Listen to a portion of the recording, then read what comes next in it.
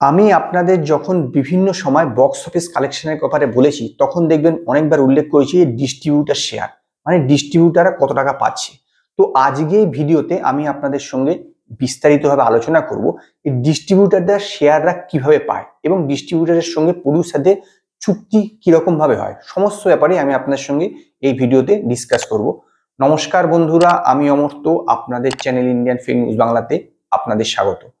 প্রথমে এটা জানুন যে ডিস্ট্রিবিউটার কাদের বলে।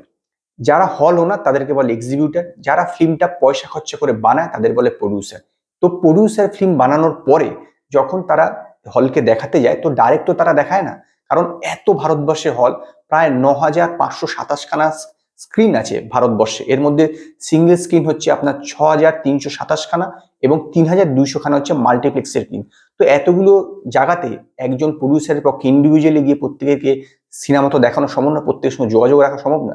তো তারা একজনকে চুজ করে যাকে বলে ডিস্ট্রিবিউটার, সে এই প্রত্যেকের কাছে তার সিনেমাটা দিয়ে দেয়। 1960 থেকে 2000 সাল পর্যন্ত হিন্দি সিনেমার 13খানা টেরিটরি আছে। প্রত্যেকটা প্রডিউসার আলাদা আলাদা টেরিটরির জন্য আলাদা আলাদা ডিস্ট্রিবিউটারকে চুজ করতো এবং তাদেরকে ফিল্ম ডিস্ট্রিবিউট করতে দিত। কিন্তু 2000 সাল থেকে ধীরে ধীরে বিভিন্ন কর্পোরেট কোম্পানি এই বিজনেসে যোগ দেয়। এর ফলে কি হয় যে তারা একটা লোকের কাছেই প্রডিউসার ডিস্ট্রিবিউশনের জন্য দিয়ে দেয় এবং তারা বিভিন্ন সাব ডিস্ট্রিবিউটারকে ফিল্মটা ডিস্ট্রিবিউট করে। তো 2000 সাল থেকে ধীরে ধীরে এই ব্যাপারটা পরিবর্তন করতে শুরু করে। তো প্রথমে একটা জিনিস বুঝুন যে একটা ধরুন আপনি টিকিট কিনলেন, 100 টাকা দিয়ে একটা টিকিট কিনলেন কাউন্টার থেকে, সেই 100 টাকাটা কিভাবে ভাগ হচ্ছে। প্রথমে এই 100 টাকাটা এর থেকে জিএসটি কাট হবে। জিএসটির মধ্যে দুটো ভাগ আছে, একটা সিজিএসটি, একটা সেন্ট্রাল, একটা এসজিএসটি। তো সিজিএসটি হচ্ছে আপনার সেন্ট্রালের জিএসটি আর এসজিএসটি হচ্ছে স্টেটের জিএসটি। তো এই যে জিএসটির পার্সেন্টেজটা সেটা কাট হওয়ার পর সেটা এক্সিবিটারের কাছে আসলো। এবার এক্সিবিটার নিজের পার্সেন্টেজটা কেটে নিয়ে তারপর যেটা দেয় ডিস্ট্রিবিউটারের কাছে সেইটাকে বলে শেয়ার, মানে ডিস্ট্রিবিউটার শেয়ার। আমি বহু জায়গায় এই জিনিস উল্লেখ করেছি, ডিস্ট্রিবিউটারের এত টাকা শেয়ার এসছে, মানে ডিস্ট্রিবিউটার এক্সিবিটারের থেকে এই টাকাটা পেয়েছে। তো এই যে ডিস্ট্রিবিউটারের সঙ্গে প্রডিউসারের কি রকম চুক্তি হয়, মানে কি কি পদ্ধতিতে চুক্তি হয়ে থাকে।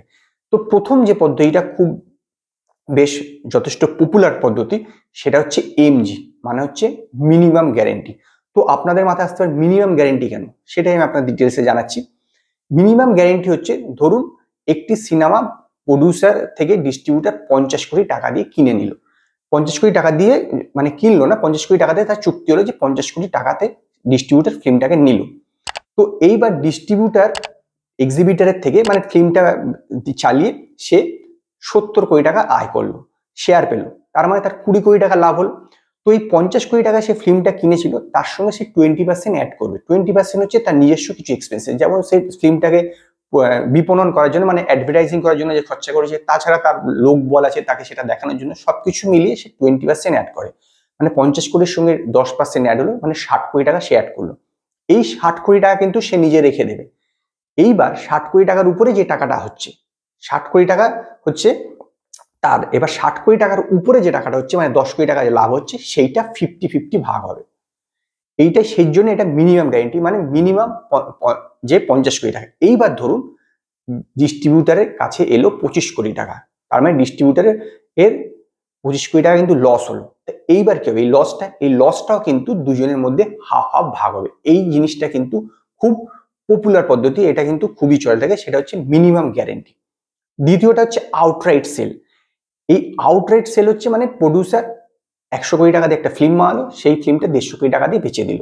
এরপর ডিস্ট্রিবিউটার তাদের প্রফিট করলো, লস করলো, কি করলো, তার সঙ্গে প্রডিউসারের কোনো ব্যাপার নেই।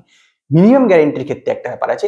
মিনিমাম গ্যারেন্টির ক্ষেত্রে ডিস্ট্রিবিউটারকে প্রতি মাসে মাসেই ব্যালেন্স শিট পাঠাতে হয় যে আজকে এত আয় হয়েছে, আজকে এই মাসে এত আয় হয়েছে, এই সপ্তাহে এত আয় হয়েছে।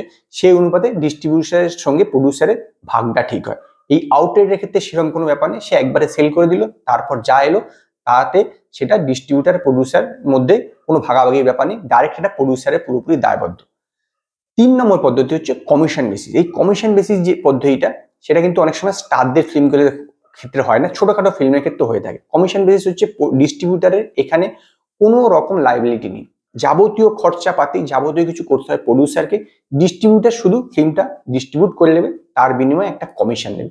এটা 5% হতে পারে, 10% হতে পারে, 7% হতে পারে, 12% হতে পারে, এর বেশি হয় না, 12 থেকে ম্যাক্সিমাম 15%, তাও হয় না।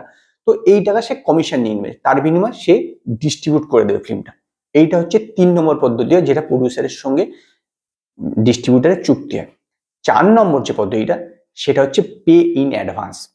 পে ইন অ্যাডভান্সের ক্ষেত্রে কি হয়, ডিস্ট্রিবিউটার প্রডিউসারকে ধরুন 50 কোটি টাকা অ্যাডভান্স দিয়ে দিল, যে আমি 50 কোটি টাকা তোমায় দিয়ে দিলাম, এরপরে 50 কোটি টাকার উপরে যা আসবে, ধরুন ডিস্ট্রিবিউটারের কাছে প্রফিট, ডিস্ট্রিবিউটারের কাছে মানে শেয়ার এলো 70 কোটি টাকা। তো ডিস্ট্রিবিউটার কি করলো, এই 50 কোটি টাকার ক্ষেত্রে সেম যে মিনিমাম গ্যারেন্টির ক্ষেত্রে 10% অ্যাড করলো, 10% অ্যাড করে 60 কোটি টাকা, এবার 10 কোটি টাকা ডিস্ট্রিবিউটারকে ফেরত দিয়ে, মানে প্রডিউসারকে 5 কোটি টাকা দিল, ডিস্ট্রিবিউটার নিজের কাছে রাখলো। মিনিমাম গ্যারেন্টির ক্ষেত্রে সাথে এই পে ইন অ্যাডভান্সে একটা পার্থক্য হচ্ছে, পে ইন অ্যাডভান্সে ডিস্ট্রিবিউটার আগের থেকে প্রডিউসারকে টাকা দিয়ে দেয়, যে আমি 50 কোটি টাকা দিয়ে ফিল্মটা নিলাম। মিনিমাম গ্যারেন্টির ক্ষেত্রে কিন্তু শুধু চুক্তি থাকে, কিন্তু কোনো রকম পয়সা ডিস্ট্রিবিউটার দেয় না, মানে ডিস্ট্রিবিউটার কোনো রকম পয়সা পেমেন্ট করে না, ডিস্ট্রিবিউটার কোনো রকম পয়সা পায় না, জাস্ট কন্ট্রাক্ট হয় যে 50 কোটি টাকা হলে এইবার 50 কোটি টাকা চুক্তি হলো, এইবার যা আসবে তার উপরে বা নিচে সেটা ভাগাভাগি হবে 50-50-তে। কিন্তু পে ইন অ্যাডভান্সের ক্ষেত্রে ব্যাপারটা হচ্ছে যে ডিস্ট্রিবিউটার আগে পয়সাটা পেমেন্ট করে। এইখানে একটা বহুবার এরকম ঝামেলা হয়ে থাকে, যে কি হয়, যে ধরুন ফিল্মটা লস হয়ে গেল কোনো কারণবশত, ডিস্ট্রিবিউটারের কাছে 50 কোটি টাকা দিয়ে কিনলো, কিন্তু ডিস্ট্রিবিউটারের কাছে এলো 25 কোটি টাকা। তো ইন জেনারেল ব্যাপার যে খুব সাধারণভাবে যে 25 কোটি টাকা প্রডিউসারকে ফেরত দিতে হবে, এই সময় কি হয়, প্রডিউসারের সময় হাত তুলে দেয়, বলে দেয় যে আমার পক্ষে পয়সা দেওয়া সম্ভব হচ্ছে না। এইরকম ঘটনা কিন্তু বহু ক্ষেত্রেই ঘটে এই পে ইন অ্যাডভান্স পদ্ধতিতে। এই পে ইন অ্যাডভান্স পদ্ধতিতে একটা সুপারহিট ফিল্ম হচ্ছে বাহুবলী এবং বাহুবলী 2, যেটা নর্থ ইন্ডিয়াতে ডিস্ট্রিবিউট করার জন্য করণ জোহর মানে দক্ষিণে নর্থ ইন্ডিয়ার রাইটটা কিনেছিল প্রায় 80 কোটি টাকা দিয়ে। এইটা হচ্ছে সবচেয়ে বড় একটা বড় উদাহরণ, যে পে ইন অ্যাডভান্স। এই পদ্ধতিতে সাউথ ইন্ডিয়ান অনেক ফিল্ম নর্থ ইন্ডিয়াতে ডিস্ট্রিবিউট হয়ে থাকে। এছাড়া যে মিনিমাম গ্যারেন্টি বললাম, মিনিমাম গ্যারেন্টিতে বেশিরভাগ হিন্দি সিনেমাগুলো ডিস্ট্রিবিউট হয়ে থাকে, কারণ এতে কখনোই ডিস্ট্রিবিউটারকে অ্যাডভান্স কোনো পয়সা দিতে হয় না। তবে বিভিন্ন ক্ষেত্রে বিভিন্ন রকম চুক্তি প্রডিউসারের সঙ্গে হয়ে থাকে। তো এই 4টি মূলত প্রধান চুক্তি, যেটা প্রডিউসার এবং ডিস্ট্রিবিউটারের মধ্যে হয়ে থাকে। তো আমি আপনাদের আশা করি সমস্ত যে মনে যে শঙ্কা ছিল বা সন্দেহ ছিল যে ডিস্ট্রিবিউটারের সঙ্গে প্রডিউসারের সঙ্গে কিরকম চুক্তি হয়ে থাকে, যাবতীয় ডিটেলস আমি আপনার জানিয়ে দিলাম। তো আপনাদের মনে যদি আরো কোনো প্রশ্ন থাকে এই বিষয়ে, তো আপনারা আমায় কমেন্টে জানাতে পারেন, আমি চেষ্টা করব সেই প্রশ্নের উত্তর নিরসন করার। তো আজকে এই পর্যন্তই। যদি আপনাদের এই ভিডিও পছন্দ হয় তো লাইক করুন, কমেন্ট করুন, শেয়ার করুন, আর নতুন নতুন আপডেটের জন্য আমার চ্যানেলকে সাবস্ক্রাইব করুন।